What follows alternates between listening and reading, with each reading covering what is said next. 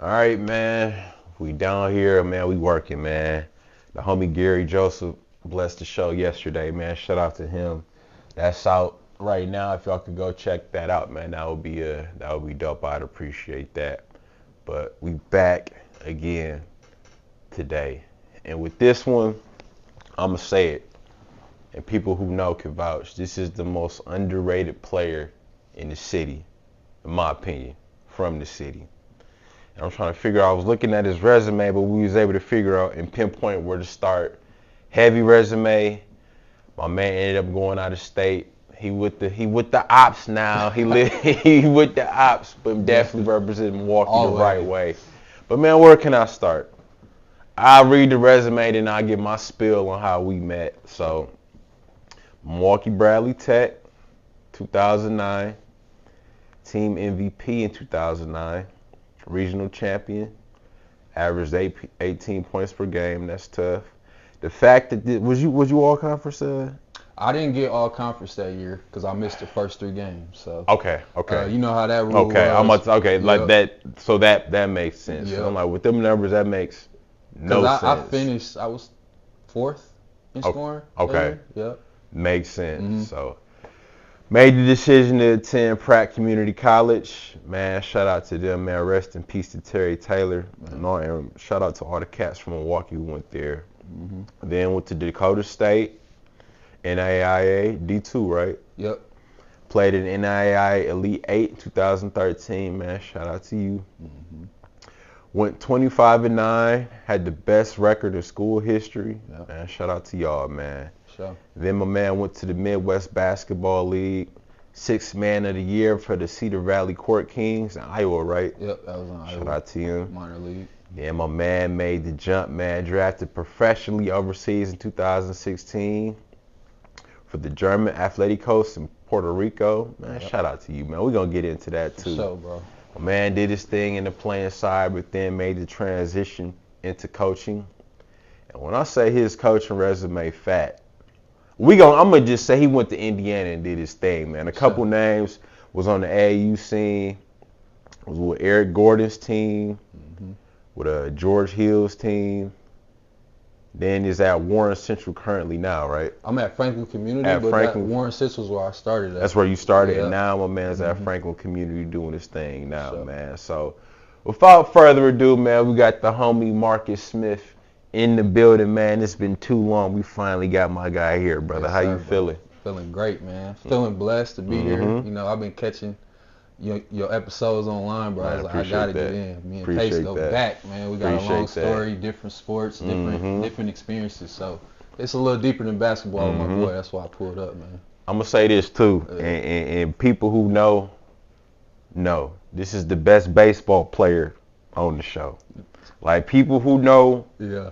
if this man felt like doing baseball, I feel like he could have been neck and neck with hoops. But I'm gonna let him tell his story. So we go back to Northeast Little League. Yep. When we was younger, that's where we met. Yep. Him and Shy. Shy was cold Yeah, too, Shy bro. was cold. Lefty. Lefty. Throwing heat. Man, Shy was cold too, but I thought y'all was just nice when it came to baseball, because I was alright too, but I'm like, dang. But we thought the same about you, though. Yeah, like Pace man. over there with the Cubs. we were never on the same team. No, that was I the know. crazy part. Yeah. But y'all was nice, man. It was always fun playing against y'all, man. I feel like y'all always kind of got the better of the matchup when it came, but like, just nice cat. Was nice on the football field too. Just an athlete. Just an athlete. So we're gonna get into that too. Sure. But again, man, I'm happy you here. So with the interviews, bro, we start from the beginning, man. And I want to learn today. So fill us in, bro, where you from?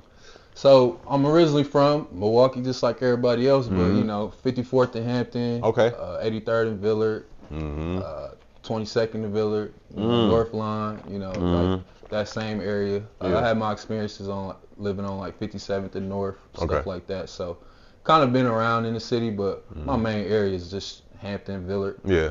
Just raised over there. In different spots. I mean, I could went to 83rd, 54th, and 22nd, one straight strip. Those are my experiences. So that's where it started at for me, man. Northside. You know what I'm saying? Man, shout out, man, and shout out to Adam too, man. Oh yeah, that's shout out to Adam Wiggles, man. That's my cuz. That's big cuz. I've been knowing cuz so long. Yeah, love that dude. So in terms of your situation, was it siblings or was it just you? I got an older brother. Okay. My older brother. We just two totally different people, not an athlete or anything like that. Kind of just chose his lane, which was like running businesses and being a manager and being a real people person. Me, I just feel like I was the athlete of the two. You know what I mean? We're just two totally different people, loving to death, but I was blessed to be the athlete. He was blessed to be the businessman. You know what I mean? So that's what's up. So like I said, athlete. Like we know you nice, people know you nice at basketball, but I feel like everybody don't know the whole story. So when it came to sports, bro, what did you do first? What was the first one? So basketball is what I always loved. Like you know how we started, bro. We had the Nerf court up, hooping. Like that's how it started for me. I always loved the Nerf court, just hooping. But my first organized sport was football. Okay. I was living on 54th in Hampton. One of my good friends, Terry Hogan's, lived across the street, and his dad was a coach, and he was like, "Man, you fast? You want to play football?" Yeah. I'm like, I asked my mom. Right. Mom said, "Yeah." And the rest was history, bro.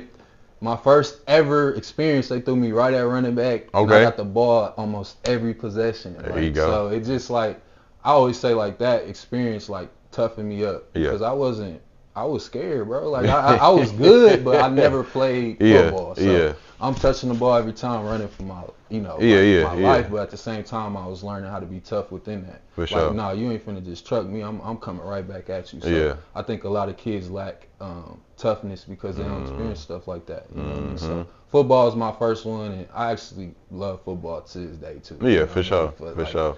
Football was the first one. Okay. Yeah. What league was you So that was NCSL. Okay. NCSL. I played for the Chargers. I did that for 2 years, and then I ended up going to Saint Bernard. Yeah, Saint Bernadette. Saint Bernadette. Yeah. I was in there with my best friend Shaw. So Shaw was on Saint Bernadette. He always tried to get me to switch over. Yeah. I'm like, nah, bro. Like I'm over here. Yeah. And he finally got me to do it. Crazy story. We played for your baseball coach.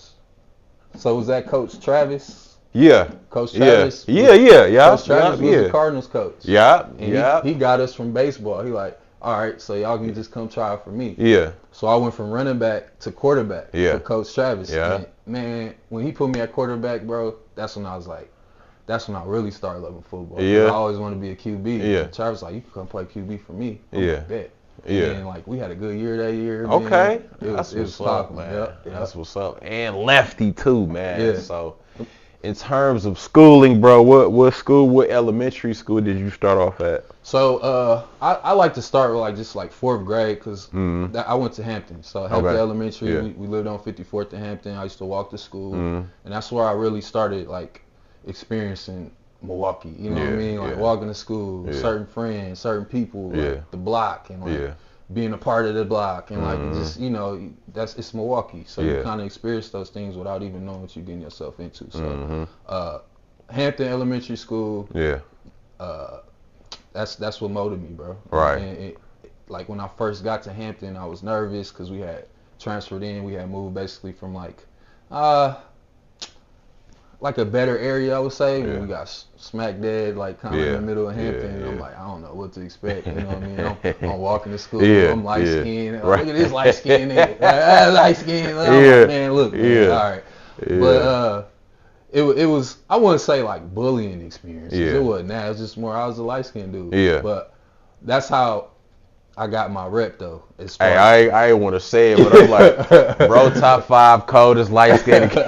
And I tell people all the time, bro, I ain't even light skinned, I'm bright skinned. So I put myself in a whole different category. But like that light skinned energy, like all that non-toughness, and like that's the opposite of me.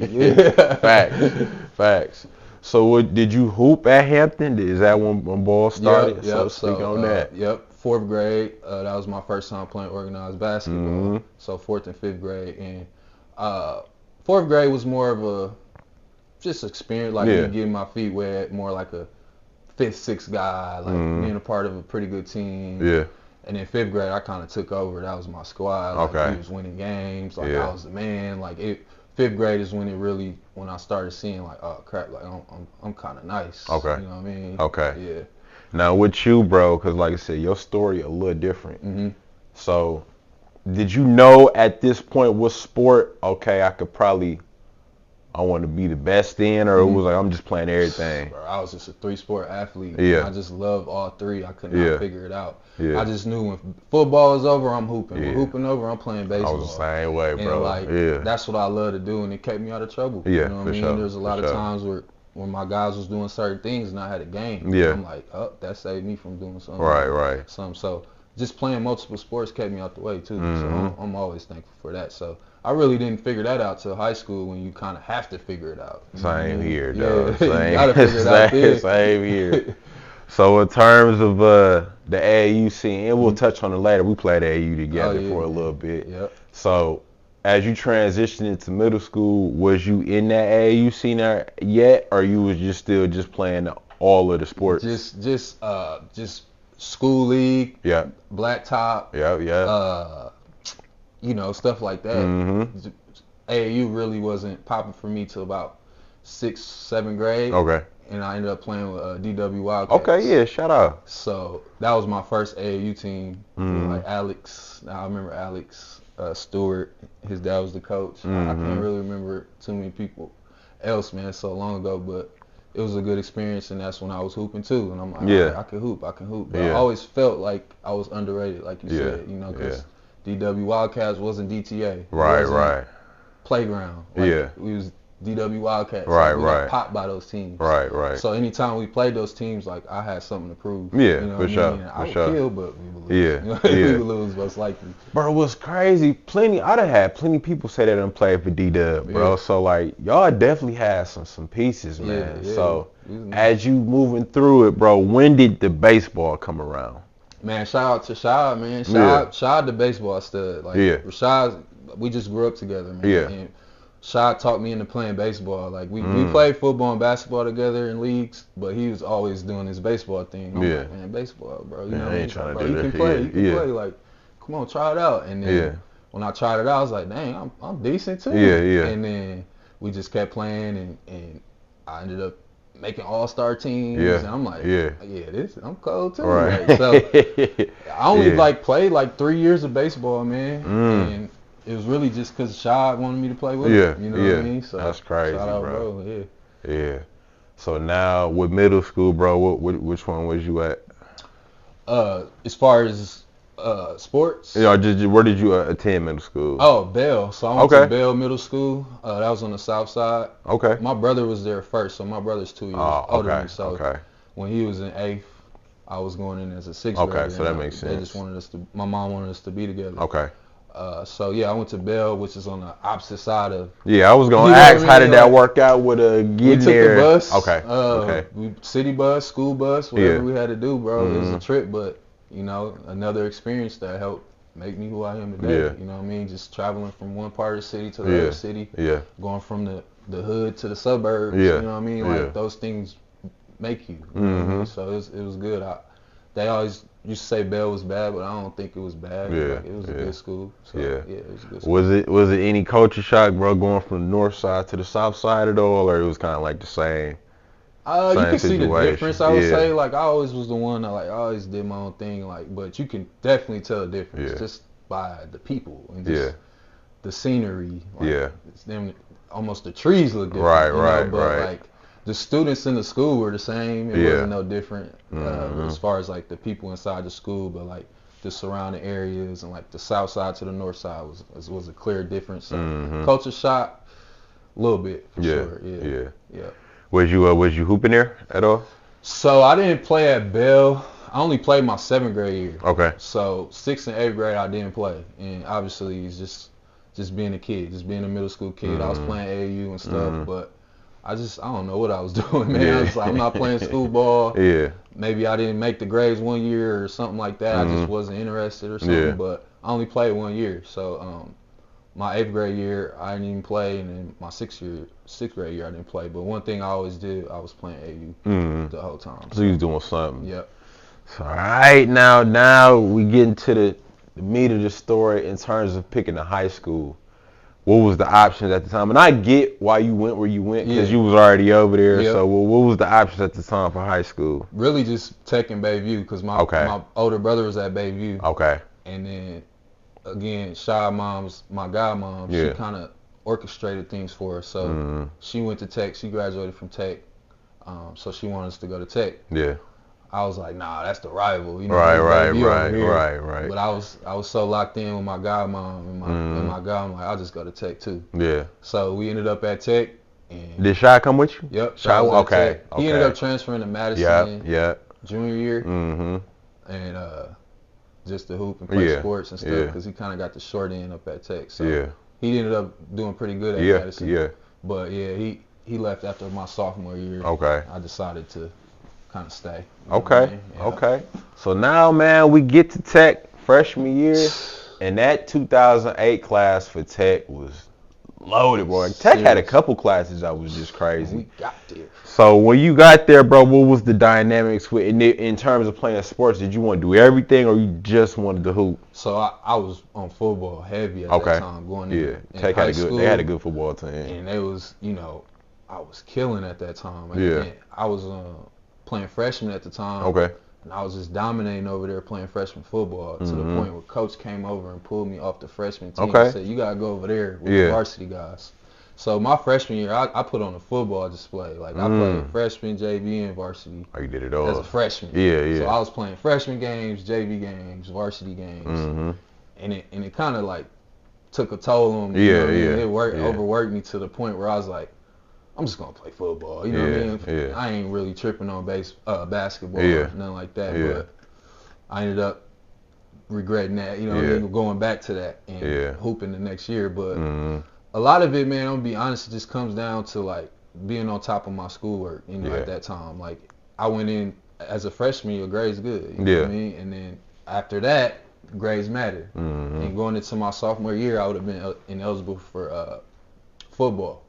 So I'm like, dude, I'm not sitting out 3 games. Like, I just played freshman varsity. So I decided to just quit.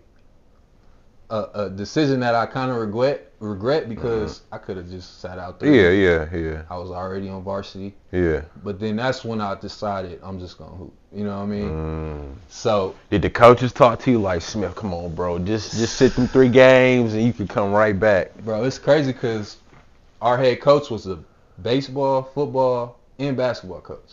Kevin Wild coached all 3 sports. Shout out. His son went to Brown Deer, man. Shout out to his son, man. People hate Wild or they love him. Me personally, I love him. You know what I mean? But some people hate him for the things he did. I get it. That's coaching. You know what I mean? Everybody ain't gonna love you, but Wild got me right, man. Every time, every sport. You know, if I was like, man, I'm good on football or baseball. When I got over that, he's like, just play basketball. He just cared about basketball. So sophomore year is when I just quit everything, just locked in with hoop. Yep. So now that you put the other sports aside and you locking in with hoops, what you think changed with your game at that time? I think just the commitment to one thing. You know what I mean? Just being able to, like, all right, I'm hooping. Like, putting the other 2 sports to the side and putting in work, And work for us wasn't training. Like, it wasn't training. I didn't have a trainer. I was walking to the park hooping with killers. Like, man, we'll walk to the park, bro.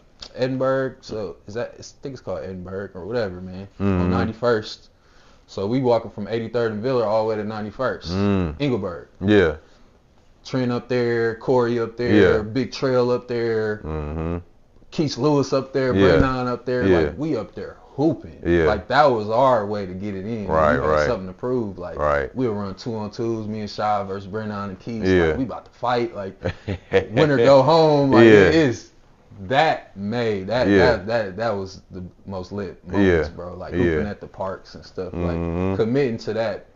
Not having games for football or baseball, I think that's what really, just hooping all year round. That's what changed it for sure. Like, When did you start to see it translate for you in terms of high school and your game just start to grow? At what point did you see that?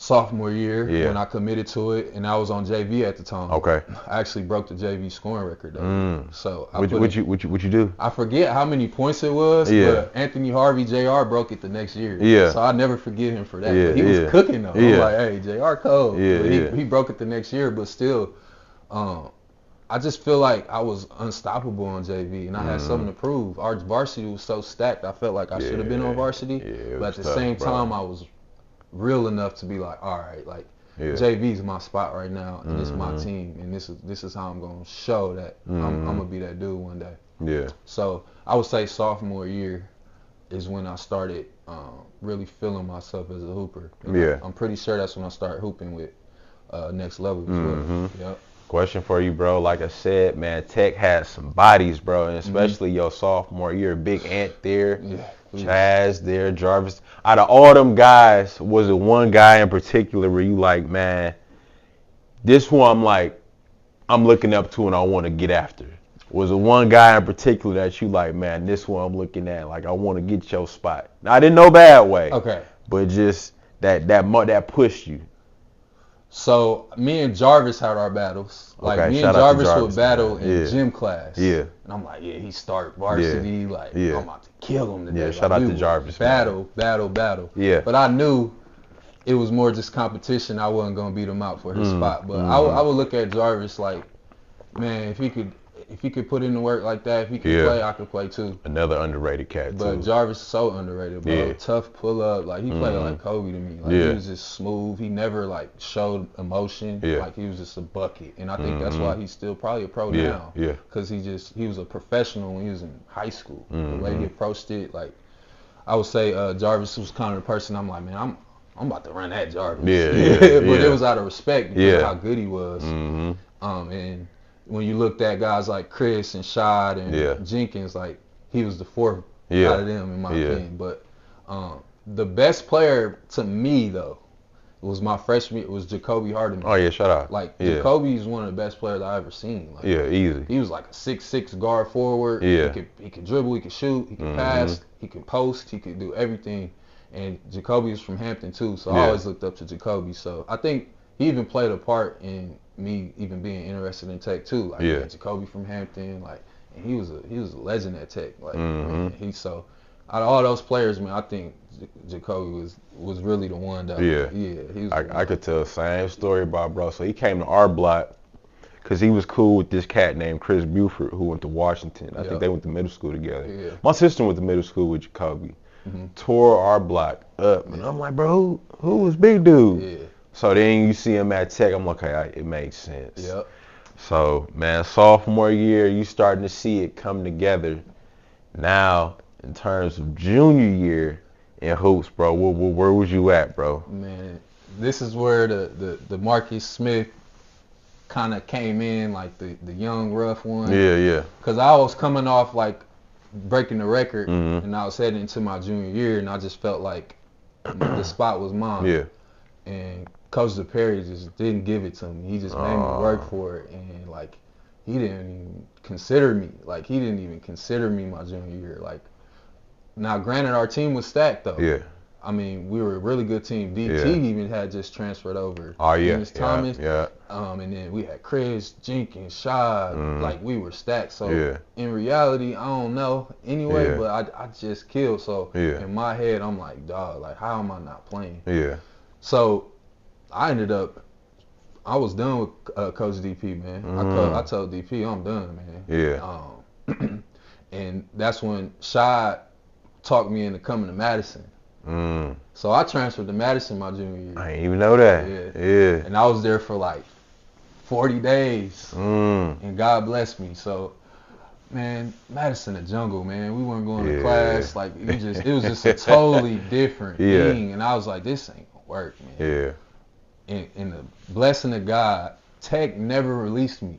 So I'm at Madison just still walking. Technically going to Tech. And I'm like, hey, my name's not on the roster or anything. And I'm like, man, this is my chance to go back. Because this not working for me. And that's when Coach Wild got the head coaching job. DePerry stepped down. Okay. Coach Wild hit me up. Yeah, he said, come back. It's a whole new ball game. And that's when it happened. Okay. You know what I mean? Like, because Coach Wild was my JV coach. He was my football coach. Like, he really believed in me. Yeah. He really thought I was cold. You know what I mean? And when he called me, he's like, I'm the head job. I was like, all right, I'm coming back for sure. And I think that was the key right there. So DP kind of gave up on me, but that's life. Like, you know, grudge against him. It is what it is. We were a stacked team, but I decided to just step away and try to transfer and all that. But God blessed me anyway to go back to Tech. And I think it went well anyway. Okay. So, So that happens. I'm learning today. I ain't even know you was at Madison for a little bit. Bro. About 30 days. There you go. So you make your way back to Tech, and then now we headed towards your senior year. Basically, the whole Spartan clique gone. Yeah. Showers there. Shout out to Showers, man. Showers, Fobs, Keys. Y'all got bodies, bro. So just give me the rundown on what was going on your senior, and it's your last year, new coach, man. What's the game plan now, man? So Coach Wild told me out the gate, like, this your team. You know, that's how he got me back. So I knew going in, like, this was gonna be my chance to really show something, and I never had a chance, so I was excited. Wild, for some reason, he was mad at people, man. He was cutting boys, cutting them left and right. So Wild went in this rebuild mode. Yeah. So he cut Fobs, he cut Showers, he cut Leroy Newman, he cut all them dudes. Leroy Newman, another underrated cat. Yeah, Leroy's so cold, Leroy bro. Hampton, that's my boy from Hampton. Why? But he cutting bodies, though. Like, boys coming to school and their lockers empty. No explanations. I can't even tell you why. Some people probably were just doing dumb stuff while I got sick of it. Some people probably just were done. He was just getting rid of boys, man. Damn. So a lot of, like, Showers, Leroy, like my brothers that I wanted to play with, I only got to play with a few games. Damn. And he got rid of them. So did he let you know? Did he talk to you about it? Like, or he just not here no more? I just looked around and I'm like, well, it's all me. Right, you know what I mean? Because he brought freshmen up, Lil Chris Jones. Yeah, shout out. Derek Borum was on the team. Lil Bro was a senior with me. Keese was still on the team, so he kind of built around me and Keese and Borum. Yeah. And then kept it young around that. And I think he was just looking towards the future, and his current seniors weren't leaders. Yeah. That's all I can come up with. It. As a coach now, I'm looking at it like they weren't giving him what he wanted. Yeah. And he was like, I'll just invest in the Marcus and Keese. Yeah. And Lil Bro. Yeah.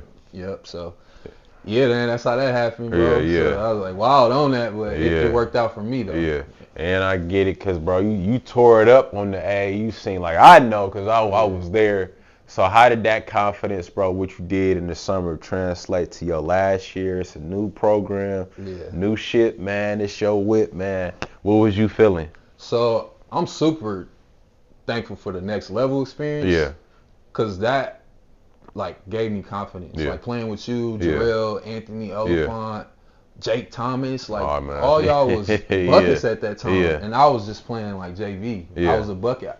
But I had reached out to the coach, Lil Benish. Yeah. And this is one thing I always encourage people, like, bro, like, network. Like, put yourself out there. Like, I'll hit him up. Because I seen that Jarrell and Mark and Jake were on the team. I'm like, give me a shot. Give me a tryout.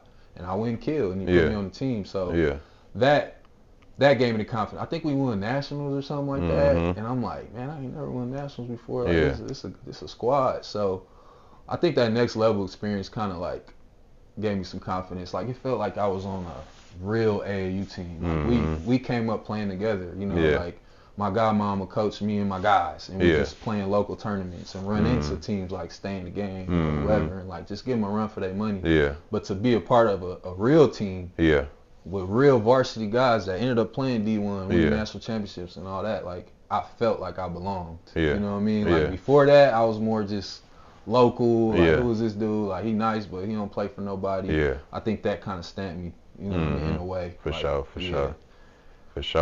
So now the season starts, man. Season starts for Tech, bro. What we doing? Man, I went on a rampage from the beginning. Yeah. Like, I don't know, man. All we did was run dribble handoffs over and over. Yeah. And it just worked in my favor. Like, anytime I came off a dribble handoff, I'm scoring. Like, and it just was flowing the whole year, and, like, I would kill and not realize it. Right. Like, man, I had 24, like 26, 20, like, I was just hooping. A big reason is because coaches decided to like get rid of people and like rebuild and be young. I think I would have did it regardless, but like I just was confident that it was my team and I could just hoop. You know, looking over your shoulder, I'm the senior leader, and it just went. I went from here to there, and we didn't have a great year record wise, but we put up with everybody. Like we battled every team. When no team just smacking us around. We were young, you know what I mean? And they had me and Keith. But we had a losing record, man, the whole year. And ended up getting to a regional. You know what I mean? So it was like a movie. But man, I just remember playing against Northwest. I think it was my second game. I gave them 30. That was my first ever 30. It was tough back then. And they had Keith. And Keith was going crazy. Like Keith was a tough matchup. Like me and him just at it the whole game. And like those matchups made me better. Like I'm like, oh, he talking. He talking. Like, talk some shit. Like, you know, people just think it was sweet. I'm like, it's not sweet. Y'all just turning me up. You know, so that Northwest game, man, I was like, I can get 30? Sweet. Like that Northwest game I just started taking off from there. I don't think I had many games where I scored less than 15 my senior year. Again, we did struggle winning, but we put up with everybody, and we still ended up winning the regional, going to the Owl, playing against Washington and all that. So that's what's up, man. Yeah. And I give you your flowers just with your skill set, bro. You was lefty, but you was just as good with your right hand, bro. So in terms of just developing both hands being strong, what you used to do, or it was just natural? I'm glad you said that because I'm actually right-handed. So you right with your right hand and shoot? Everything with my right hand is set. Shoot. So you the opposite of LeBron. Opposite of LeBron. Like, if I'm driving you left, I'm probably not trying to finish left. I'm trying to get to my right hand. If you say make them go right, because I'm a lefty, you're giving me the shot I want. Right, you know what I mean? Like a pull up going to my right side. So I had to work on that because a lot of people would be like, make them go right. I'm like, y'all so silly. Like, I'm about to master this pull up. So anytime y'all force me that way, I'm gonna knock down the shot. And I figured that out early. My left hand is just shooting, so I'm a right-handed. I'm a natural. You falls part. You got to break it down. So in terms of just shooting, bro, did you ever shoot right-handed at all? It was always. How did that start? I don't know. I can't even answer. I'm in the part like throw me the ball, and I'm like I could shoot left, and then like football, I'm throwing it like this. So you was throwing it with your right? You was a right? Yeah, I was a right-hand quarterback. I was a right-hand pitcher. My right hand's dominant, you know what I mean? It's just basketball. It's left, so. He basically ambidextrous. So that's crazy, man. So your senior year, bro, you do your thing, put up numbers, man. Was able to get to the regional, man, have a good year. Now with recruiting, bro, was that starting to come around? Did you have an idea of where you wanted to go for school, or it was just kind of up in the air? So, you know, like my journey was a little different. I missed a couple experiences playing varsity, so I didn't have no recruits. Like AAU wasn't popping like that, where you had coaches come and watch you like that. So my last game, the only interest offer I had was UW Whitewater. D3. They were on me heavy, but in my head it's like, you know, I'm not going D3. Like, I didn't know much about JUCO, nothing. I'm just hooping. You know, I didn't have a big bro to kind of like, oh yeah, if you go this route or if you go this route, I'm just hooping. You know what I mean? My dad is a great dad, but he don't know nothing about basketball. Like my mom, she just supported me. So I never had somebody educate me on things like JUCO, D2, D3. In my head is D1. You know, if it ain't D1, I'm not even going to school. So that's kind of how it was, but I didn't have that influence on me. So that's why I am who I am now. Like I'm getting guys to college. You know what I mean? So it's about who you know sometimes, what you know, you know what I mean? So I didn't really have anything, but I played AAU for the Spartans that year as an unsigned senior. The best AAU team I've ever seen. Vander Blue was on the team. I was on the team. Twan Howard, Man, I was clouding, Big John, Terry. Like Vander only played a couple tournaments, but man, Steve Durham, like, we was stacked. But I was playing as an unsigned senior, so the goal for me was to just play a few tournaments and then get but the way that happened, it was, man, I'm chilling at the crib, bro. I'm on 83rd and Villard. I'm chilling playing 2K. And shout out to McHenry. McHenry Pops. He calls me like, what you doing? I'm like, I'm just chilling. Yeah. Like, well, I got some college coaches coming to watch open gym. You need to get here. Yeah. I'm like, how I'm gonna get there? Right, I'm on 83rd. The center on 68th. Yeah. Grabbed my shoes and walked to the center. Walked all the way to the center, bro. Yeah. I walk into the center. I'm late because the whole city in there. The whole entire city conference is in that gym. Yeah. Hooping. And I'm like, oh, yeah, like, yeah. it's cracking where in it's here. at, yeah. I look in the stands, there's only 2 coaches. Pratt Community College, that's it. Yeah. They're just the only coaches in there. So we just hoop. Yeah. I'm the first, I think I was the first person, one of the first people they call over there and offer a scholarship. I had no idea what Pratt was. Right. I didn't know what JUCO was. I didn't know who those dudes was. Yeah. But they throwing it at me. They like, man, sign right now. I'm like, let me call my dad real quick. Let me call my dad. Dad, they trying to sign me. I'm in Kansas. And he's like, sign me. Yeah. So I ended up telling them like, man, I don't know. Like, let me sleep on it. Man, they waited for me. They came to my house the next day, and I signed to Pratt Community College. That's what's up, so, man. No real interest, but McHenry, I always thank him for calling me and saying, he put you, come up that's here. What's up. And like, it could have been anybody. Yeah. It could have been anybody, but I put on a display. Yeah. And they offered me. Yeah. So that's how that happened, bro. That's dope. Yeah. Man. That's dope. So you get the call, man. You go there, you show out, you get the scholarship. Now, after you get that scholarship, did you just go hard in the gym, just work to get prepared, or you just, let me chill till I leave? I started working for sure. Okay. But again, our work was different. It was just hooping. So I would just hoop at the park every day, and we would make sure that we get it in. The way I trained as a player and the way I prepared as a teenager was just totally different. Like, I just wanted to hoop. I wanted to go to the park. I wanted to dribble outside, shoot cans. That was our development. Right. Just hooping all the time. So. Yeah, I started working. I started running too, like just running outside. I wake up in the morning. I'm like, I gotta go in shape. Yeah. And I think that just helped build endurance and like mental strength. Like I'm waking up in the morning, my whole family sleep. I'm running, you know, and it just prepared me. So when I got there, I was very confident. You know, I'm like, man, I worked. Nobody working like me. So when I got there, I was confident because I was doing the little things. You know.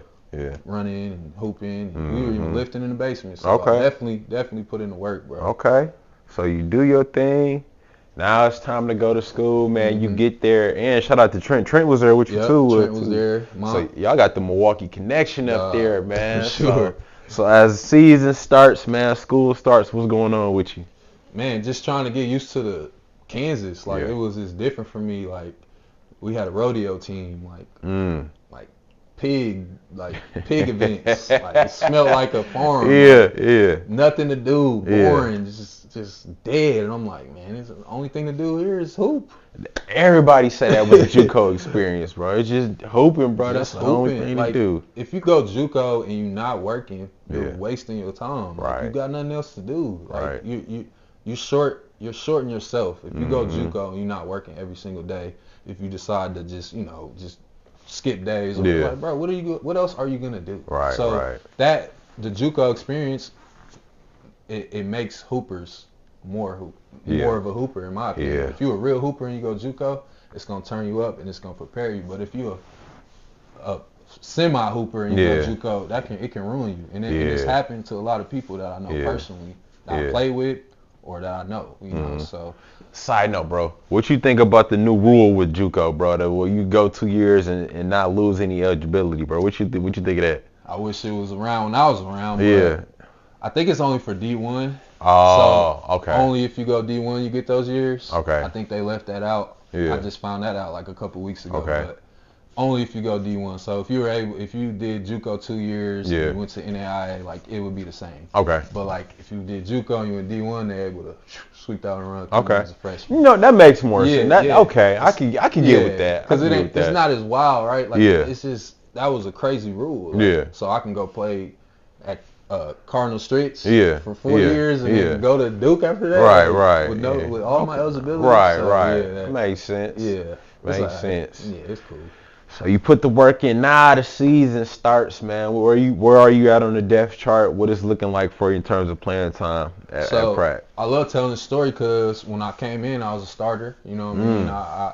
They looked highly of me. Yeah. Like I was coming in. It was like me, my entrant, all started, and then we had like a couple bigs. That's a nasty look. We was nice though. 3 guards set up. Yeah, that's nasty. And my first tournament, man, it was a JUCO Jamboree in Texas. And man, I froze, bro. Like I froze. Like I'm a natural hooper, but walking in that for the first time, I looked and I'm like, bro, I never seen that many coaches and colors just scattered out. I'm like, dang. Did they kind of warn you, like, hey, bro, this what it's gonna be? But I wasn't expecting that. Like that JUCO Jamboree in Texas is serious. Like, you go kill there, bro. Like you own. Like it is popping. It's usually like Kansas, Texas, like maybe little Florida JUCOs. Like I feel like those are better JUCO. Illinois, but they weren't in it. It was more Kansas and Texas. So it was battles, man. Division I player. I remember seeing Flav up there. I think he was playing with St. Jack, and that was in Texas. And I'm like, hey, Flav up here, like it's popping. So, that I kind of froze. Like I went from a starter, and I think that experience kind of like pushed me to the bench a little bit. I still played. I started, so 30 games. I started 13. So my freshman year. So that's like, I'm a starter, but I ain't. But that's when I learned how to be a teammate. You know what I mean? Like I went from being a man in high school to being humble, and like it was hard for me, but I was like, I guess I'll just come off the bench. Let me ask you, bro. What was the biggest differences in terms of game you had to get used to from the high school level, then going to college? And Pratt or Whip, you going to like top tier JUCO. So what was the biggest adjustments you had to make with your game? The physicality. Bro. We didn't lift at Tech. Like we barely went to the weight room. We just practiced and went home, and I didn't even care about the weight. So my coach, when we first got there, we hitting weights early. He was like, Marcus lift. I'm like, man, dude used to drag me in there. Right? And I always thank Coach Shaw. He's a head assistant at Iowa right now. That's so what's up. Like we still connected. You know? And I think a big part of us still being connected is how he impacted me. Like he pushing me, he making me go to the weight room. He's practicing against us in practice, elbowing us, calling us soft, pushing us on the ground. Like, those type of things make you tough, bro. Like and in the moment you like, man, what's wrong with him? Man? He crazy as hell. Why is he hitting me? Like, ready to fight him and all that. But man, he was pushing me to be better. And I think the main part with his presence was being physical. Don't be soft. When you down here, let me feel you, or I'm gonna make you feel me. You know what I mean? Or when we got weights at 6, don't duck, or I'm gonna come get you. Like he was on it. I appreciate him for that. But I think the physicality of it, just if I'm going up against another JUCO guy that's going to Nebraska or something like that, I'm just a freshman. I'm not physically there. Like he's gonna kill you, and you're not gonna get to Nebraska. So I just had to really start lifting. When I got there, because I always been strong, but I think that was more natural strength, being an athlete. But when I start like lifting and putting weight on me, like that changed it for me. Okay. For sure. Okay. So your freshman year, bro, good experience. Started 13 games on that team. Now you coming back for sophomore year under your belt. You kind of know what to expect. What's the team looking like? And then Terry came your sophomore year too. So just speak on that. Man, rest in peace to my brother Terry. I'll never forget that he told me he came to Pratt because of me. You know what I mean? Like that meant so much to me at that time. I'm like, why, bro? Like, cause he just remembered me killing against him. Like versus Washington, like preparing for me. He's like, bro, you was cold, bro. And we knew you was here. Him and John came because of me. I forgot Big John. I was just like, really, bro? Like, so it was like very like humbling in a way, and I kind of like wrapped my arm around Terry. So what was the question again? You said going back to just how it was and stuff. Your sophomore year, bro, making that jump. So like, it was weird because Trent ended up transferring. But I was trying to transfer too. Like we all were getting into it with the coach. You know what I mean? And like we were ready to get up out of there. And it was just tough. Just experience coming out of high school dealing with that. So I think the easy way out is to say I'm transferring. You know, that's the easy way out. And I think that's what I tried to do. but coach wasn't having it. You know what I mean? Coach like, was you not ain't going having nowhere. it. Man, when Trent, I guess he took care of Trent first. Cause like Trent's leaving, so like you the man. Like, why would you transfer? I was trying to transfer to Joliet Junior College. They had just won the national championship. Like, I was leaving.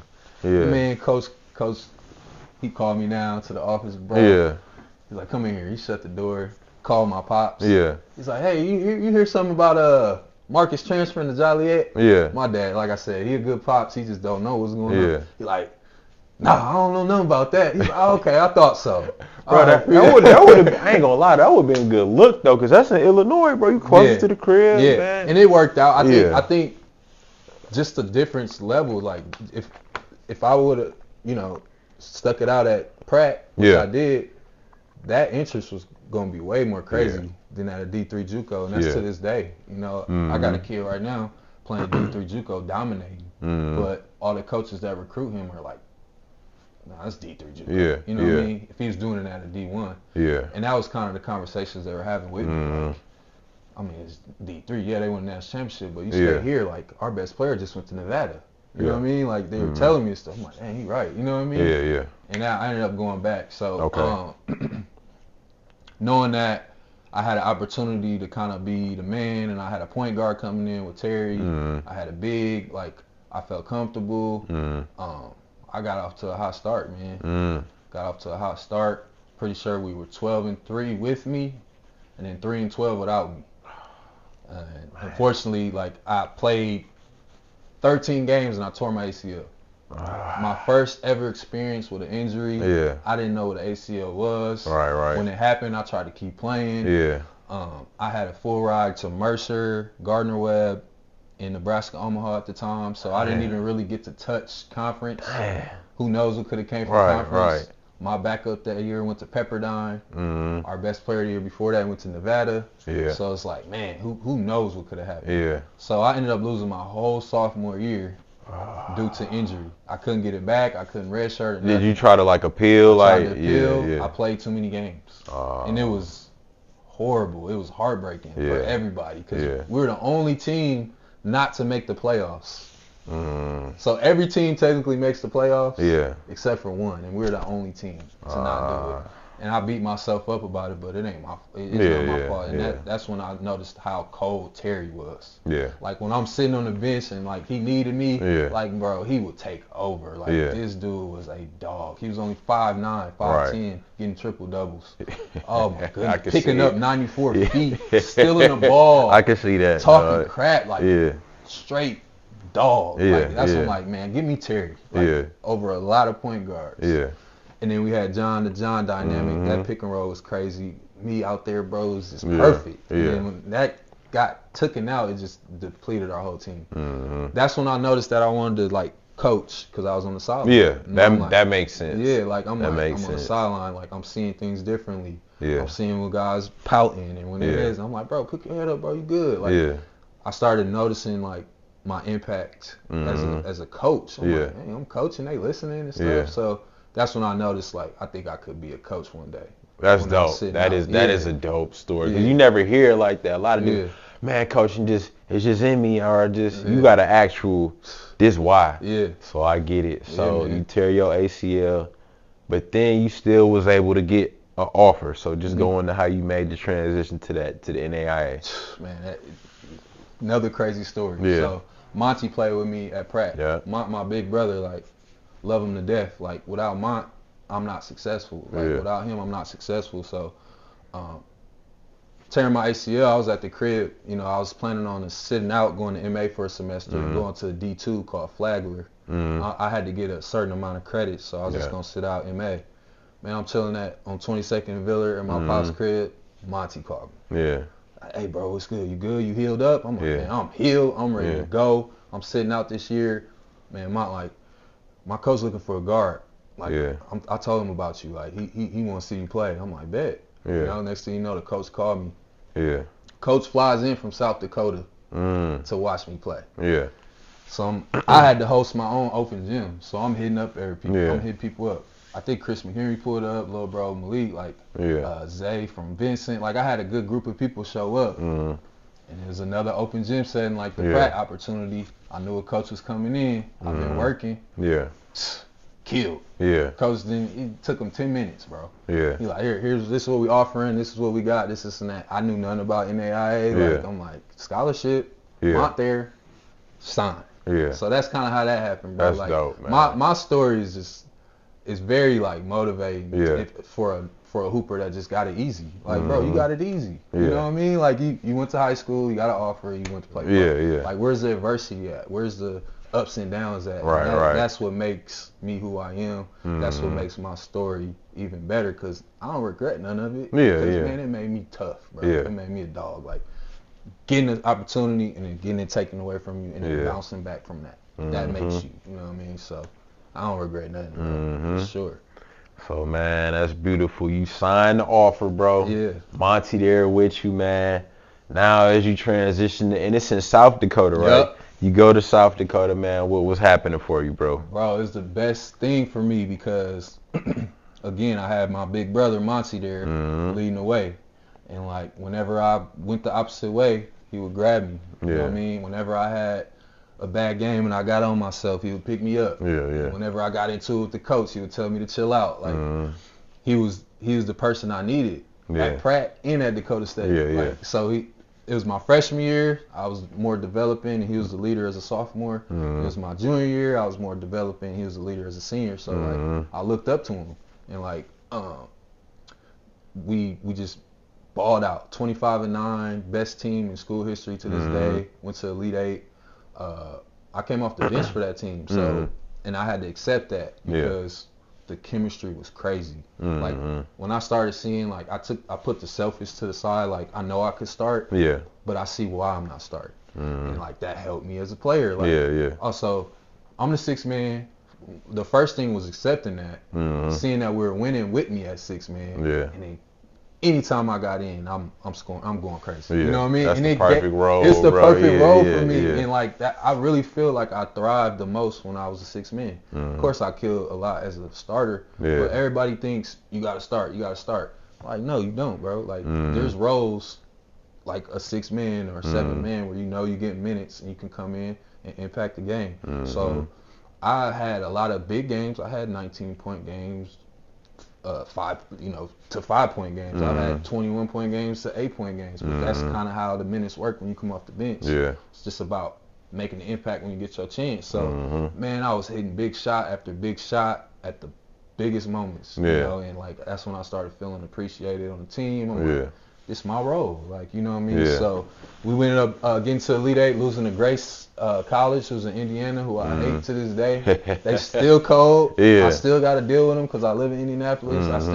That NAIA is a beast in Indiana. You got like a lot of good NAIA teams that get high major players. And me living there and seeing the type of guys they get, it makes sense why they get it. Like, we had a good team, but yeah, man, my junior year, we broke records, and it's still, the record's still to this day. Nobody has broken it. So shout out to Mont, my bro Yusuf Vincent, who passed away like 2 months ago. He's a part of that team. Another big bro I looked up to, you know what I mean? We had just a good group of dudes, man. No egos. Nobody was acting too tough. Like, we just were vibing and winning games. Everybody trusted coach. And it was a great thing, man. My junior year was probably the best basketball I ever played. Okay. That's what's up. So you do your thing, man. Y'all have success, man. You get to play with Monty last year. Now, bro, we at the last year. It's your senior year, bro. This is the last hurrah in terms of college. What's the mindset now? You the guy now too, bro. I was the guy. So I came into it like, I didn't even go home. Like, you just stayed out there? I'm working. Like, I know what's in front of me. And I felt the end, too. You know, going into my senior year, I'm like, all right, this is the end. Like, my goal is to play professional. Like, am I just going to sit around? I'm going to work for it. And that's when I turned my work ethic to a whole nother level. I mean, dudes on the team, like, bro, you going to shoot again? Like, yeah, I'm going to shoot again. Like, oh, you trying to go do this? Like, yeah, after I shoot. You know, oh, you want to do this on game day? Nah, I'm chilling. Like, I was totally locked in on some Kobe stuff. Bro. Like, I committed myself. I had a lot of ups and downs with the coach for some reason, but I don't know why. Maybe it's because I had a bigger role and he expected more. But man, I got benched a few times my senior year. I got really tested my senior year, and every time I got out the hole. Yeah. So like I think those rough moments coming up like built me for that. Oh, coach, you just gonna bench me for no reason? All right, cool. I could come off the bench and get 26 and miss 2 shots. Right. To the point where he called me back like, hey, I think we still gotta start you, Marcus. Yeah.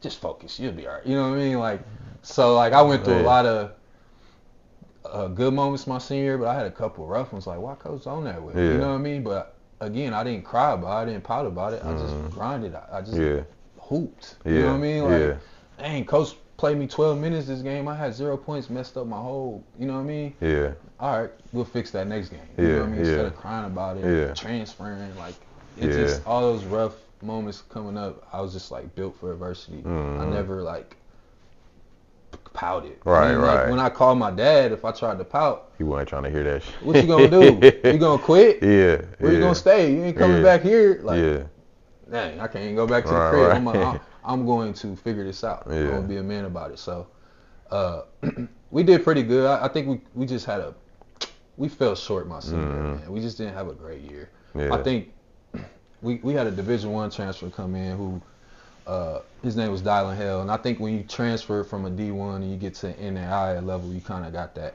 you know, that big dog status, and he had that. Yeah. And that's one of my best friends, and he'll tell you to this day, like, bro, I don't know why he kept giving me the ball. Like, but I never hated on him. He never hated on me. We were like the same. We both played the same, lefty, looked the same. So it was a good experience. But I think him coming in, it didn't hurt the team, but it's like, oh, we got this D1 transfer. Like, he's a dude. Like, they kind of forgot about us breaking the school record the year before that. Yeah, I get it. You know what I mean? Yeah, I get it. And it kind of invested into that, which took a more of an adjustment for me as a guy that was returning. And, and again, I never hated on my guy or nothing. Like, I love playing with him, but I'm like, dang, that's how you feel, coach? Like, we still in the history books, but I think we fell short in the conference championship. But I averaged good numbers. I was like 15-4. Like, that's solid. Rebounds. Like, my coach made me rebound. You know what I mean? Like, in high school, nobody told me to rebound. Like, coach would yell at me to rebound. You're athletic. If you don't get 4 rebounds, you won't start. I'm like, all right. I guess I'm getting rebounds.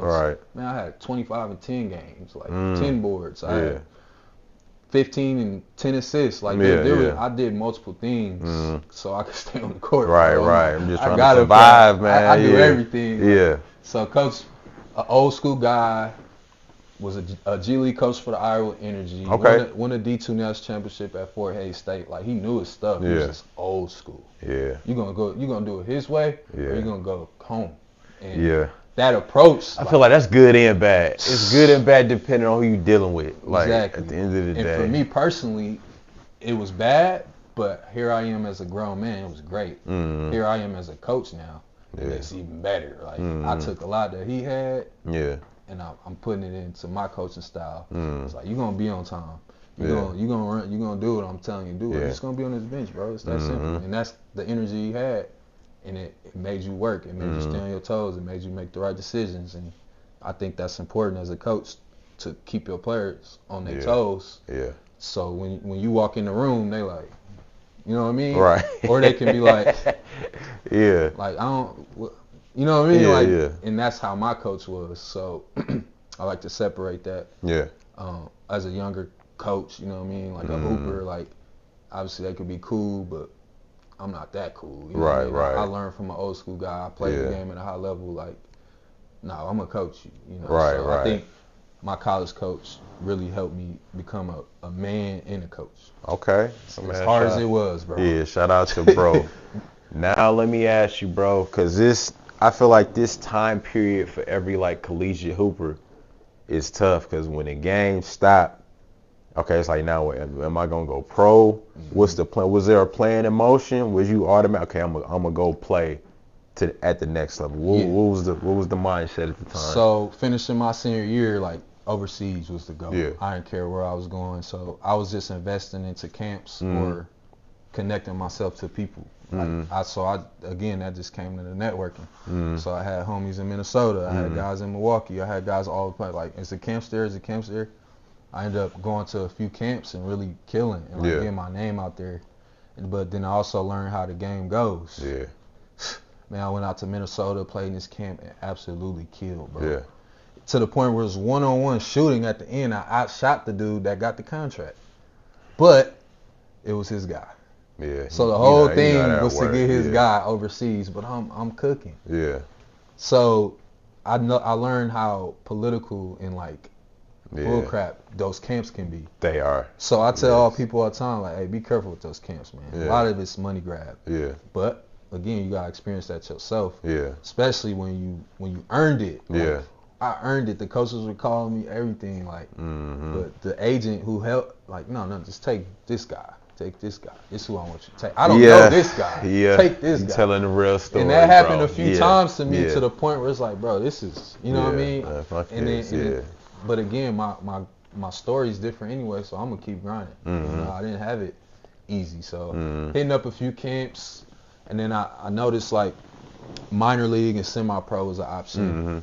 Just trying to see what that was like. And that's when I moved to Indy. So, Moms was in Indy during my college, moved out there, and I just wanted to go somewhere else. I didn't want to go back to Milwaukee. Yeah. So they had a couple like semi-pro teams out there. Okay. And I ended up running with a few, and connecting, and like getting in that hoop circle in Indy. So where it's like I'm hooping against Lance Stevenson, Teague, and Andre Owens. Like I'm rubbing shoulders with these dudes, and I'm like, let me see if I can hoop with them. Like, I'm holding my own, bro. Like, I'm hooping against these dudes, and they're like, who's this dude? Like, you know, not really getting that respect because I'm not from there.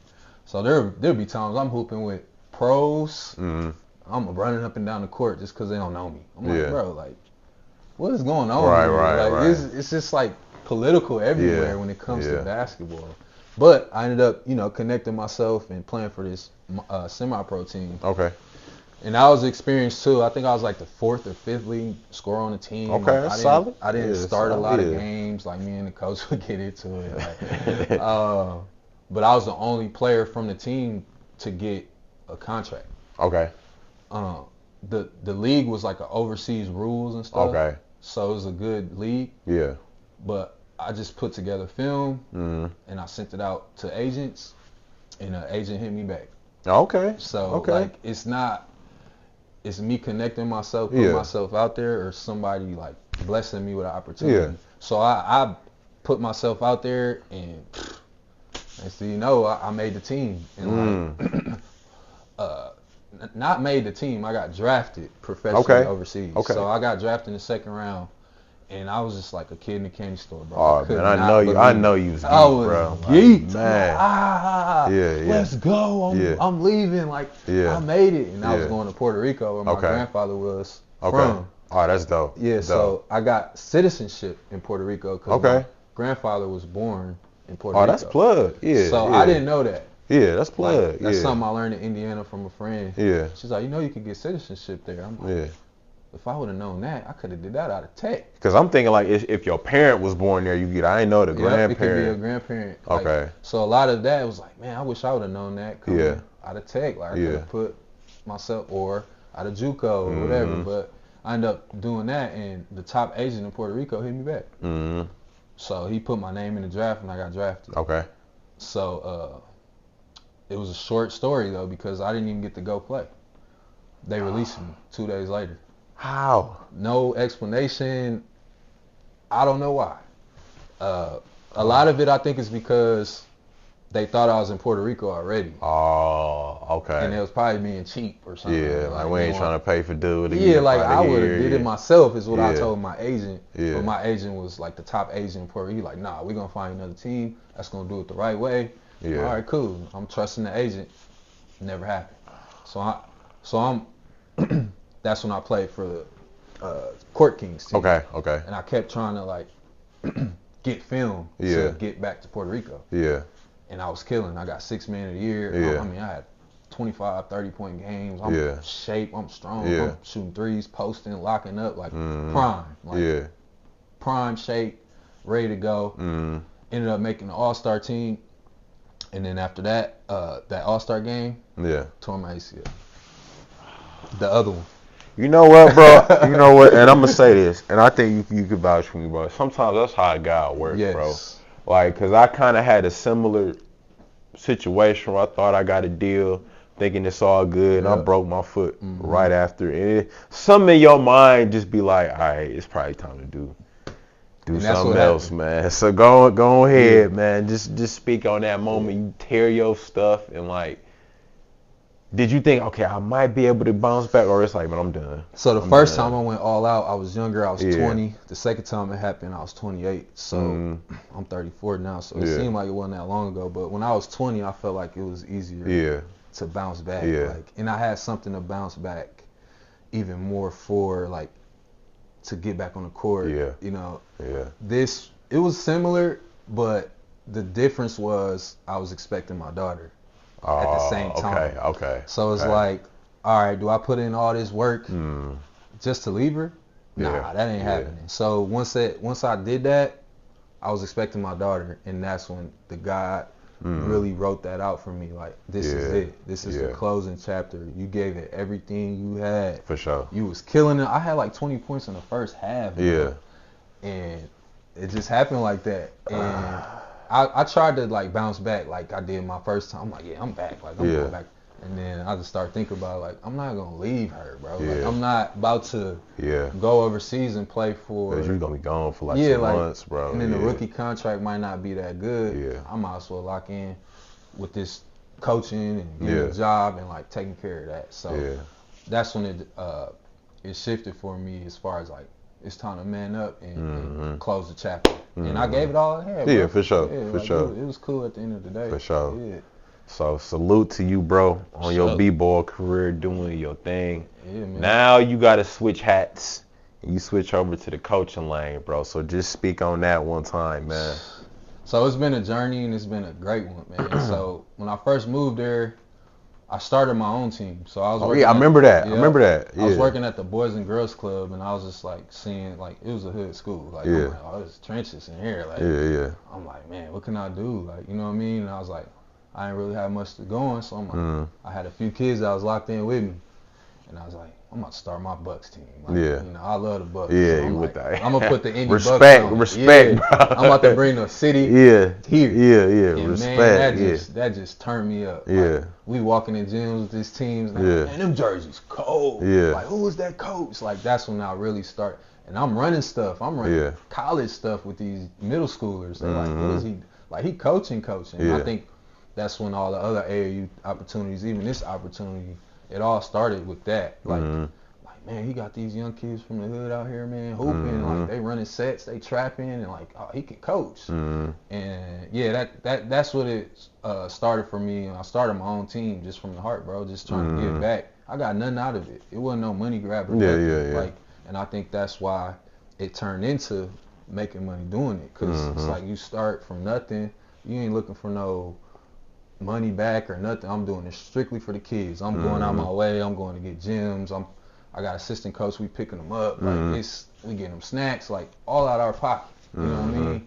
And I wasn't expecting anything back, because I know when you give back, something coming back your way. And it ended up happening anyway. So for sure. I got, from my first ever team, 3 college athletes on that team. Oh, that's what's up. Yeah, like, that's what's up. Yeah. And then it keeps going after that. But like, that first team holds a special place in my heart for forever. sure. Like, those kids are like my little brothers. Like, they call me still. Like, a few of them still call me. Like, one of my players on that team, his mom is my daughter's godmom. Okay. So it's like, it goes deep when it comes to that group. Because it just humbled me, and it like turned my coaching up. You know what I mean? Like, connected me to places like Eric Gordon and George Hill and stuff like that. So I think without that opportunity, those programs don't see me coach or the person I am. You know what I'm saying? For sure. So it was dope, bro. For sure. It was dope as hell. For sure. And then just getting on the high school level, because like Wisconsin is a big basketball state, but Indiana a little different. They go a little deeper in Indiana, bro. So just speak on just the high school scene there and just being involved with that, bro. Man, it's amazing. Like, I love Milwaukee. This is my city. This is where I'm from. I go out there and rep Milwaukee. I got Buck stuff all over. I'm always claiming my city, but it's just a little different when it comes to basketball out there. Like, it's just size. Like it's so much size out there in all different classes. They breed basketball, and I honestly think God placed me there. Like, you love basketball, this is the perfect spot for you. Go there with your mom too. Facts. Like, and it's been great for me. So like, I love my city and everything, but it's like a second home for me. For you sure. know what I mean? And the high school scene is lit. I'm already knowing. Like some of the biggest schools around, like the world, like are in Indiana. Some of the biggest gyms are in Indiana. A lot of the bigger NAIA schools are in Indiana. Like they breed basketball. Like the Pacers, like they're obsessed right now. Oh like, they love the Pacers. So Indiana is a basketball state. Oh, for sure. And I didn't know how many league players they had until I moved there.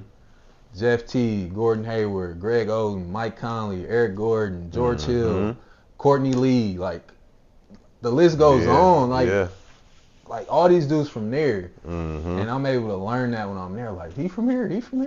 Okay, it's real out here. Because you know we got our guys, but you know, of course I give me my guys over them. Oh if I can pick 5 Milwaukee Cats, that's what the difference between us and them is right here. Like the toughness, like the dog, like. That's what we have over them. They got the skill set, the size, the resources, the gyms. Like, there's multiple gyms across Indiana. Like, there's not many here. No, you can't just go to a gym and get shots up. Like, there's at least 10 of those in Indiana. That's crazy. So that's crazy. One, I wish I could. I wish somebody would like invest into the community, bro. Like, let's get some gyms in here that kids can go to and get shots up. It's space too. It's plenty little like, Because Indiana got it all over, and that's how they get above people. Because they got all these trainers and facilities. Like, there's none in Milwaukee. So, like, man, if I made it, if I'm Hero and Pool, like, man, here y'all go, man. Here goes a shooting, like, But I ain't make it as far. So we need that in the city, man. So these kids can develop just like they develop in these other places. So I hear you, bro. High school basketball is real. It's cracking. I love it. So, man, salute to you. Now we got to transition the conversation just into fatherhood, bro. You got your little lady, man, beautiful young girl, man. Just speaking on that, how that kind of changed your life and your perspective and how you go about stuff, man. Man, it changed me so much because, like, having a little girl is just like, it changes you. Oh, like, for sure. It's hard to explain how you a girl dad, so you know exactly what I'm talking about.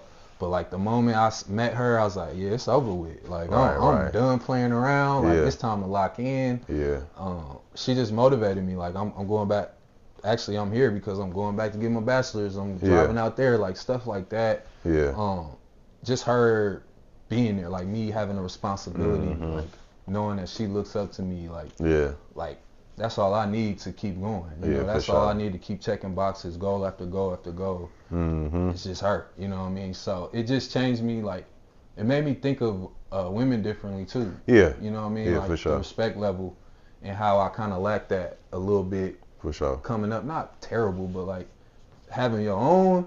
Now you know, like, some of those things you did in the past, you would hate for that to happen. You know what I mean? For sure. That's a good perspective. It kind of like changed my whole thought process on women. Appreciate them a lot more. All they go through as far as having a baby, periods, and all that. Just understanding women better. Having your daughter, you can understand emotions better. Like, you could put up women a lot better. When you got your daughter, because they teaching you those things that you might not have known. You know, but yeah, man, I always wanted one kid, like my own twin. So we'll y'all see. do look just alike. Like, that's all I ever wanted. So it's like, we'll see from here, but I just feel like I'm on top, you know, with her. For sure. So definitely changed my life, bro. And, like, for made sure. me a responsible man. Like, I got no time to be playing around in the streets, like going out, playing around, like talking to this girl and this girl all at one time. Like, I got somebody looking up to me. I got to do things the right way. So that's how that impacted me, and I did not have that mindset until she came. That's bro. dope. That's dope. I salute you on that, man. For sure, bro. All in all, beautiful story, man. And then just on the coaching side, bro, what's the ultimate goal with this? Where you trying to take this, bro? in terms of your coaching career? Short-term goal, I just want to be a varsity head coach. Okay. I've had a couple interviews, man, at big-time schools in Indiana, and I think that would be a huge accomplishment for me. Is like being a varsity head coach in Indiana. Just knowing the weight that holds and like man, it's just serious out there. And then you got a guy from Milwaukee that's being the head coach of a program. So that, but also, man, who knows, man? I'm connected to coaches across the world, and I just want to put myself in position if I get an opportunity that I could possibly take it. You know, I don't know what that looks like. I just know that I can't leave my daughter. You know? So it's like, for sure. All right, you want to come to Idaho State and be a head assistant? It's kind of far, bro. You know, like there's things that I'm not willing to do. That's what's up. You know, if there's a school, an NAIA school in Indiana that's 2 hours away, and I'm able to commute and get back and forth, I'm there. But I love coaching, but I don't love it enough to, you know what I mean? To just forget everything. You got priorities, bro. And like commit to that while this is growing. You know what I mean? Like I'm missing that for this. I don't think there's no money in the world that could push me that way. But if it's in the area and it's commutable, or if they offer something where it's like, you know, we got daughter in school, you got the house, like it's got to be legit for me to really take a chance on it. But short-term goal is just to be a varsity head coach. I mean, I coach JV, I coach freshmen, I coach 17U, AAU, I coach middle school. Like that's my next step. So I'm kind of just going step by step. Okay. And then once that happens, we'll see. But one of my best friends, man, his name's Adrian Moss. He's the head coach of where I'm coaching now. Okay. Younger guy.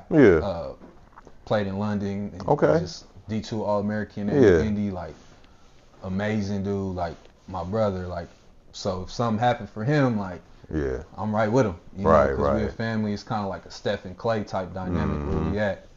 You know, if we getting kids in, like Marcus, you take care of him. Like that's you know what I mean. Or I'm not gonna make it today. You got it. You know what I mean? Like being the man next to the man, I can do that too. I know how to be a team player and not be selfish or a hater. You know what I mean? Like only for my guy, I feel like though. Because he's one of the best coaches around, and he's a young coach, and I feel like he could get an opportunity. And I feel like if he got an opportunity, I would go with him. But that's kind of how that go, bro. Just one step at a time. Kind of see where it goes. Keep developing. Keep getting better at it. Like keep mastering it. You can always learn. Just watching the game. I don't even watch basketball the same no more. I'm looking at what they running. Oh, for sure. I'm looking at how Tatum coming off ball screens. How did Tatum turn that ball over at the end? Like, because Bridges helped off his man and he jumped in the air and tried to pass it. Right. Those are the type of things I look at. You shouldn't be jumping and passing, bro. So like I'm looking at the game in a whole different lens because I already mastered the playing. Like I can still hoop. I could still get buckets. Like even though I had injuries, like I can get out there and hoop. I just choose not to. So like the basketball part of it ain't went nowhere either. I just be chilling. But like if I get out there against the team, like it's a whole different monster. Like I'm trying to show them how to hoop. Because they don't know how to hoop. They don't know how to come to practice and take it serious. They don't know how to, if we scrimmaging, how to lock in and lock him up so I can get a spot. So when I get out there and show them that, like I take it serious. It's kind of like a mask on. Let me throw this mask on real quick and show them how it's done. Like, and I like doing that time to time too, like just getting out there and just killing them. Like, letting them know, man. Like I ain't just coach, man. Come on, man. Don't these get kids it twisted. Nowadays they want you to prove that you hooped or prove something. All right, you want me to prove it? I'll prove it. Because they got these egos. I'll bust your ass. Like hey, like I had to check one of my players the other day. He laying on the floor. I'm like, bro, get up, man. Get up. I was like, you supposed to be a leader and you're a senior leader. He's like, I'm like, man, listen, man, you just don't understand. You know what I mean? Full circle, man. look, full circle. And you gotta walk. You gotta coach that. You know what I mean? I take nothing personal. Like, he said something. I just went back to him, hollered at him. Like, hey man, don't talk to me like that. You know what I mean? Like I'm here to push you. I'm challenging you to be a leader. Like it's your team. Like, and it just we gotta remember that they kids, bro. Like we way above them. We experience so much, but we still feel young sometimes. I still feel young. Like they should know this. They don't know it, bro. No, that's facts. It's up to us to teach them that. That's facts. That's facts. And brother, this is the point of the show, man, where I love to hear people's answers, man. So Coach Marcus, Father Marcus, OG Marcus, man. If you had to go back to your younger self, you know what I'm saying, when you tore your ACL at Tech, what advice would you give young Marcus at the time? I'll start just at Tech, like, bro, go to class, bro. Do your work, bro.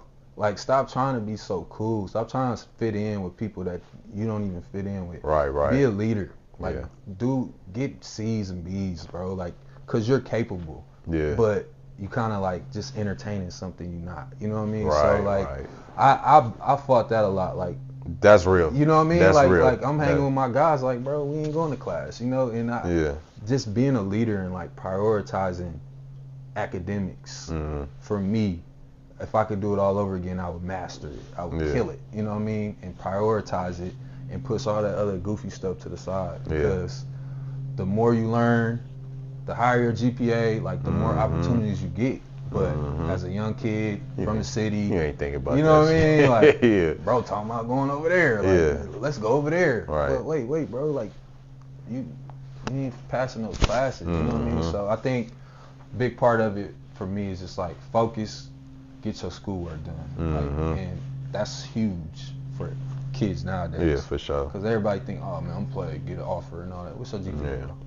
What is your grades like? That's the first thing they're gonna ask. And if that was me in high school, nah, JUCO. You know what I mean? Right. I would give myself an opportunity to be like, oh, he's a stud. Like, so that's one thing that I regret, and that's why I went back to school. That's why I'm finishing my degree. That's why I want to keep elevating, because I knew I was better than that, and that was years ago. I'm still, like, motivated from that. Right. You smarter than that. You know what I mean? So I would say just focus on your academics, man, and be a leader. Don't be a follower. You know what I mean? That's real. That's real. Another question, man, then we'll wrap it up, man. And I've been starting to ask questions like this too, because I'm curious to hear people's perspectives. Now, brother, you done had some dogs and played with some dogs, bro. Big Ant, Chris McHenry. Jake Thomas, Jarvis Williams, Rashad, rest in peace. Terry, rest in peace. Trent, me. Who else? Jarrell Harris. Rail. That bro was so cold, he was. We go back 81st Street. I need you to give me. I do 5. All right. Top 5 players you done either played with or went to the same school with. I need the list, bro. What's your top 5, man? Out of all the from high school to college. Okay, you want college too? I gotta go with Monty at the point. Shout out to Monty. Mont gotta be my point, just based off of, like, who he is and like what he did. Like, defensive pressure, like, he made sure that people were involved. He made sure I got threes. Like, if Mom was bringing it up, he looked at me, I knew what we were doing. He was gonna stop and hand it up, flick it to me, and I was gonna get a 3. Like, our chemistry was crazy. But yeah, I would go with Mont. Man. I liked, this is crazy that I even thought of it, Antoine Howard. I like, man, shout out to Twan Howard, man. Shout out to Twan, bro. I would put Twan at the 2, bro. Be big, like, you know what I mean? Shout out to Twan, man. Because Twan gave us like 40 on him. I'm like, this dude. Shout out to bro, man. Man, I know I'm gonna miss somebody, dog. That's my 5, man. Well, Twan over Sox? Yeah, I didn't really play with Sox. Okay. Like, Sox was. I played AAU with Twan. Okay. I kind of grew up with Twan in, like, the neighborhood. Like, I always thought Twan was cool. You ain't wrong, though. You ain't wrong. You ain't wrong with that one, bro. I'll vouch, bro. Twan. I ain't gonna lie, man. Bird was cold. Bird. Yeah, for sure. Bird gave me a run for my money every time we played. But Bird was the type, like, he would never, like, talk too much. Because he respected it. We played against, like, man from South. Like, Keys, like, they to the point where it's smoke. Like, But that, again, that was just how we competed. It was never personal. I would go Mont, Bird, Twan, my brother Yusuf Vincent, who passed away, and who's my 5? You probably just go Big Ant. You know what I mean? Okay. Big Ant. I had to throw my brother Yusuf in there. Twan, Bird, and Mont. I give you one more. Who's the 6th man? I can't count myself because I'm the super. Yeah. Who 6 man. You got to throw Jarvis in there, bro. I can throw Jarvis in there. Even McHenry, like. Yeah, that's tough, bro. I was generous. I might have called some smoke for you. I could have went all tech, bro. I need to do this over. Yeah. I'm throwing ops in there and everything, just showing love. But I could definitely have Chris in there, Jarvis in there, Ant in there, Jacoby. You know, the tech lineup, crazy, bro. But final, Mont, Twan, Bird, Yusuf Vincent, and Big Hand. But that's I solid, bro. I played against some guys that might have, but that's what I got. That's your lineup, man. That's your lineup. But, bro, just reflecting on your hoop career, your college career, and your coaching career, bro, any words to sum it up? How would you sum it up? We just beginning. We just getting started, bro. Yeah. I'm 34 years old, and I'm just going to keep climbing. Yeah. You know what I mean? I know coaches out here that's coaching at 50. But just, keep being authentic, giving back to the youth. I do skills training too. Okay, so I'm training D1 guys, but I'm also training like 7th grade boys. That's good. Yeah. So like, I get my playing through training. I get that itch instead of me going to hoop. Like I'm going to train, getting shots up with them. Showing them some moves and getting a look for that. So that's what I enjoy doing now. So just player development, keep getting people better as long as I can keep up, which I feel great. Yeah. And we just getting started, bro. The journey is sky's the limit for it. I don't know where it's going, but it can get nice. Yeah. Bro, one more question for you, because like I said, 3-sport athlete. Had you never hooped and just played baseball, how far you think you would have went?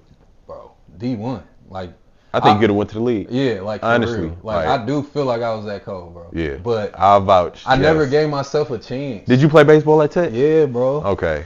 You want to hear that story real quick? We got time. Yeah, we got time. Bro, so I'm so mad that I'm not pitching. Yeah. Because I'm putting in the work. Yeah. I'm playing JV and everything. Yeah. Like that. When am I going to pitch, coach? Right. Anyway, he threw me at back catcher because our catcher was out. Mm. Man, I don't know the little signals and stuff. Yeah. Somebody stole the baseline. Yeah. Coach chewing me out. And I'm like, man, I'm not the starting catcher. Come on, coach, man. And this is my basketball coach at the time. Yeah. He was like, just quit, Mark. Just be done. Oh, come on. Just be done. I'm like, all right, I'll be done. Yeah. Give me a bus ticket, I'm going to go home. Yeah. So that's how that happened. Come on, man. So, Pace, I was a knucklehead, but at the same time, like, I knew what I wanted. You know what I mean? I get it. I knew what I was capable of. Yeah. It's like, bro, I'm not playing catcher, bro. Yeah. I stepped up because he was sick. Yeah, I'm just trying to do you a favor, bro. Yeah. Because I didn't know the signal. Yeah. And I don't hold nothing against coach because he's the coach that got me on the court. Yeah. He told me at the time, baseball's not your sport anyway. Yeah. You know what I mean? Like, but in the back of my head, it might be. Yeah. Like, but he just wanted me to hoop. So yeah, I get it. I had a little, like, I was just fed up at that moment. Yeah. Like, I'm done with baseball. You know what I mean? Yeah. But, man, I haven't played since then, bro. I bet you I'm That's still wild. decent. That's wild. So, I played 1 year in high school, too. But, like, I think because baseball, it ain't a thing in Milwaukee, bro. No. Like, at the end, I mean, Beckham was around, Northeast, Northwest. Yep. All them leagues pretty much gone, bro. So, like, but yeah, I'm going to keep, that man was a dog. Like, nice. Yeah. But, brother, like I said, man, it was dope to have you. And if you got anything to promote, shout out, man, before we get up out of here, man. Man, shout out to moms, pops, yeah, for sure. my baby girl, Franklin Community High School. I'm going on my 5th year there as the associate head coach. Man. They embrace me, they love me out there. So just shout out to them for believing in me. Just shout out to anybody that believed in me or even watched this episode, listen to the story, man. Again, this is just the beginning. So whatever happens from here, man, just stay tuned. You feel me? Man, one more side note question because I am a fat boy in a skinny boy body. What's the best food spots out in Indiana? Best food spots, man. It's kind of like what we got. You got like JJ, those corner spots. Like they got one in Chicago. So I seen you right there. You know, it's popping here. But if I had to be really picky, man, they got like this. It's called Brothers Bar and Grill. They got like these stuffed pepperoni cheese sticks. They fired. Oh, yeah, so that's like, it's a nice little chill spot. Yeah. But man, I'm pretty low key with it. Okay. You know, like not too many things that we have that is not here. Okay. You know, I don't know if we got Raising Cane's here. We ain't got it. No, we do. It just came like 2 years ago. So they just got Raising here. Cane's is one for sure. that I would recommend. Okay. Yeah, it's okay. fire. Yeah. Okay. Well, again, man, my guy Marcus Smith, like I said, in my opinion, most underrated cat from the city. Lefty, right hand, left hand, will bang on you, hit you with the jumper, post up. Just the all around, just versatile, just complete game. Was a multi-sport athlete, transitioned into coaching. Wonderful coach, beautiful father, just a dope cat, man. So please tune in. Again, thank you, brother. Yes, sir. Smart Pace, Marcus Smith. We out.